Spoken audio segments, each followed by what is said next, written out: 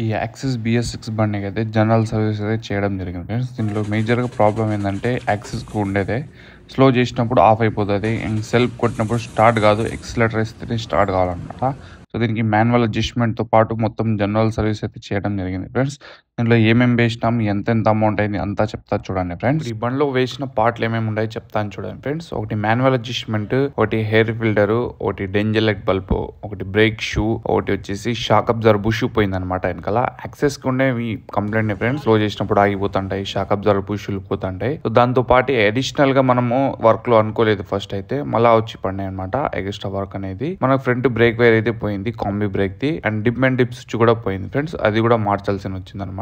Engine oil వచ్చేసి Bharat petroleum Mac oil వేస్తున్నాం friends, 20W40 synthetic టెక్నాలజీతో వస్తుంది అనమాట. ఈ ఆయిల్ అనేది BS6 కంపాటబుల్ ఫ్రెండ్స్. కంపెనీ వాళ్ళు ప్రత్యేకంగా BS6 బండ్లకే తయారు చేసినారు.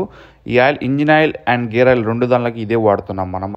దాంతో పాటు 2 బ్రేక్ రిటర్న్ స్ప్రింగ్ కూడా వేయడం జరిగింది ఫ్రెండ్స్. ఫ్రంట్ లో ఒకటి, ముందు పక్క కాంబీ బ్రేక్. దానికి బిల్ వచ్చేసి 2962 రూపాయలు అయింది ఫ్రెండ్స్. స్పేర్ పార్ట్, మన లేబర్ చార్జ్ అంతా కలిపి అనమాట.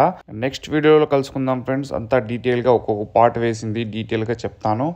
మీకు ఏమైనా డౌట్స్ ఉంటే కామెంట్ రూపంలో తెలియజేయండి ఫ్రెండ్స్. నేను ఖచ్చితంగా రిప్లై చేయడానికి ట్రై చేస్తాను మ్యాక్సిమం.